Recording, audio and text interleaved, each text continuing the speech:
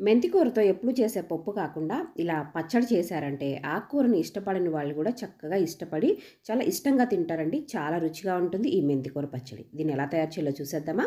ముందుగా స్టవ్ మీద మూకుడు పెట్టుకొని దీంట్లోకి ఒక స్పూను ఆయిల్ వేసుకోండి. దాంట్లోకి ఒక స్పూను ధనియాలు, అర టీ స్పూను జీలకర్ర, అలాగే ఒక 5, 6 ఎండుమిరపకాయలు, ఒక 3, 4 పచ్చిమిరపకాయలు వేసుకోండి. ఇక్కడ ఎండుమిరపకాయలు, పచ్చిమిరపకాయలు అన్నది మీరు తినే కారాన్ని బట్టి యాడ్ చేసుకోండి.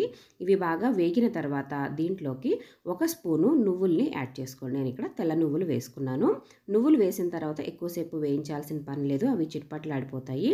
అందుకని నువ్వులు వేసిన తర్వాత ఒకసారి బాగా కలిపేసుకొని ఒక ఒక ఒక అర సెకండ్ అలా ఉంచేసుకున్న తర్వాత చక్కగా కాడలు తీసేసిన మెంతి కూరని ఇలా చక్కగా కడిగేసుకొని వేసుకోండి. మెంతి కూరలు కాడలు ముదురుగా ఉంటే వేసుకోకండి. ముదురుగా ఉన్న కాడలు వేసుకుంటే బాగోదు. లేత కాడ కావాలంటే వేసుకోండి. ఇలా మెంతి కూర అంతా కూడా బాగా ఫ్రై అవ్వాలండి, లేదంటే చేదు అనిపిస్తుంది. ఇలా చక్కగా ఒక 2 నిమిషాల పాటు ఫ్రై చేసుకున్న తర్వాత అంతా కూడా తీసి పక్కన పెట్టుకోండి.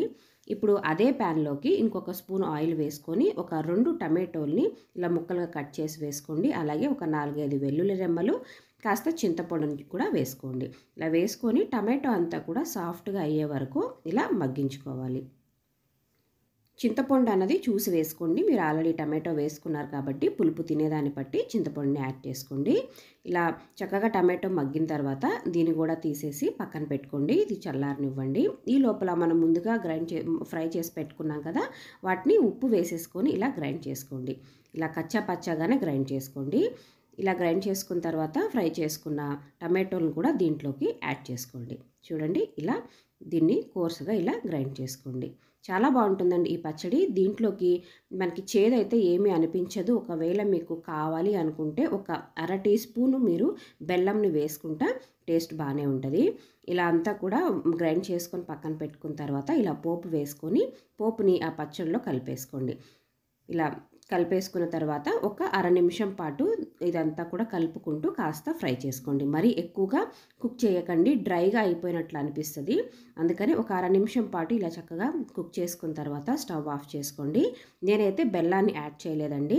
మీరు కావాలి అనుకుంటే మీరు ఒక అర టీ స్పూన్ వరకు బెల్లాన్ని కూడా యాడ్ చేసుకోవచ్చు. ఇది మనకి ఒక 2-3 రోజుల వరకు కూడా బయట ఉన్నా కూడా పచ్చడి నిల్వ ఉంటుంది. ఫ్రిడ్జ్లో పెట్టుకుంటే ఒక వారం వరకు కూడా పాడవకుండా చాలా బాగుంటుంది. చాలా టేస్టీగా ఉంటుంది. మీరు కూడా ఖచ్చితంగా ట్రై చేసి చూడండి. మరొక కొత్త రెసిపీతో మళ్ళీ కలుద్దాం. Take care. Bye bye.